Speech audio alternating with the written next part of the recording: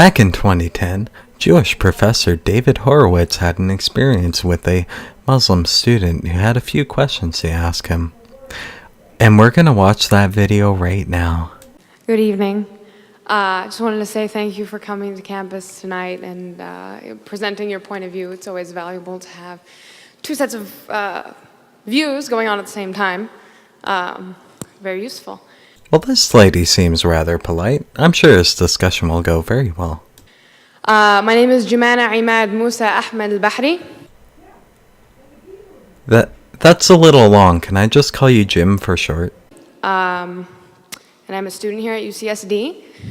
I was reading your literature. I found that much more interesting than the talk. And I found some interesting things about the MSA, which is an organization that's very active on campus, and it is hosting our annual Hitler Youth Week. Wait a minute, did she just say Hitler Youth? I don't know if you know, little girl, but Hitler and Jews don't really go well together.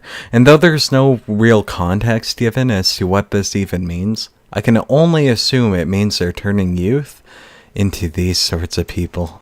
Happy birthday, Adolf Hitler. Happy birthday to you. You should come out to those events. So we can roast you like a marshmallow. If you could clarify the connection between the MSA and jihad terrorist networks, because last I checked, we had to do our own fundraising. Like most people. Will you condemn Hamas here and now? I'm sorry, what? Will you condemn Hamas? No, of course not. Hummus is delicious. What else am I going to put on my bagels? Cream cheese? Would I condemn Hamas? As a terrorist genocidal organization? Are you asking me to put myself on a cross? She interrupts him and shifts the topic because she knows there's no answer she can honestly give that's the right answer to that question. So you won't. I actually have had this experience many times. You didn't read the pamphlet because the pamphlet is chapter and verse. The main connection is that the MSA is part of the Muslim Brotherhood Network as revealed in the documents. I don't think you understood what I meant by that. I meant if I say something, I'm sure that I will be arrested for reasons of Homeland Security. Now, I'm a Canadian. I don't have a right to free speech myself, but I do value free speech. But in certain cases, free speech is, it should be contested. And in the cases that it's threatening people, I believe it should be contested. And I think if she is supporting a terrorist organization, then yes, that is inciting violence. And I think that does cross a line. Like, if you remember the Orlando shooting, I did a video on that. He claimed he was a member of Al-Qaeda, and yet he had access to a gun. I don't think that should have been the case. I think he should have been more thoroughly examined and stuff like that, and I don't think he should have ever had the right to a gun after making claims that severe. And I think what she's doing is sort of trying to dodge the issue and then trying to claim free speech over this when she is actually crossing the line. So if you could please just answer my question. If you condemn Hamas, Homeland Security will arrest you. If I support Hamas, because your question forces me to condemn Hamas. If I support Hamas, I look really bad. If you don't condemn Hamas, obviously. Oh, no, I think it's possible to be neutral on the matter.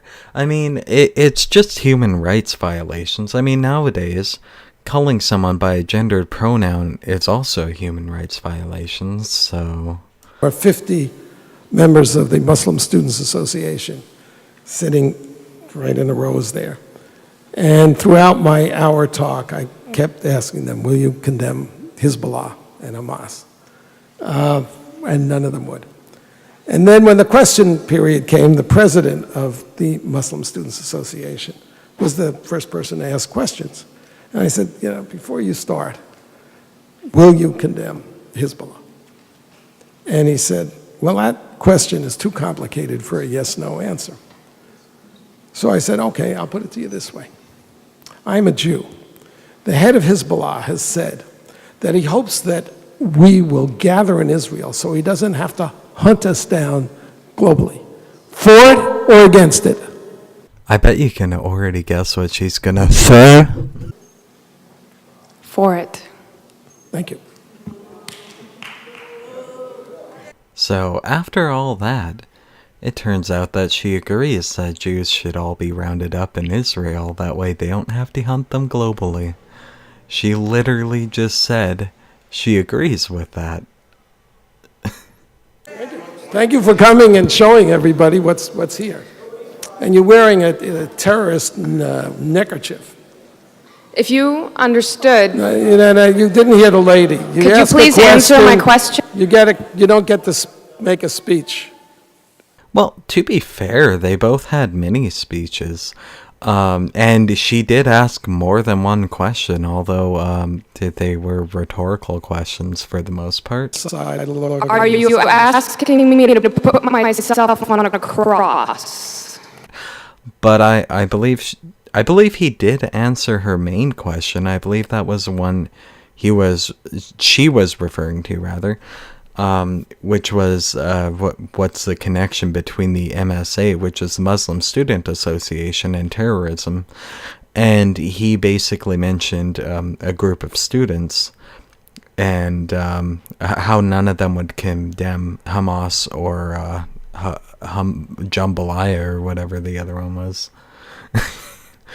So I think that's fair, really. I think he did answer her question. She just didn't want to hear it.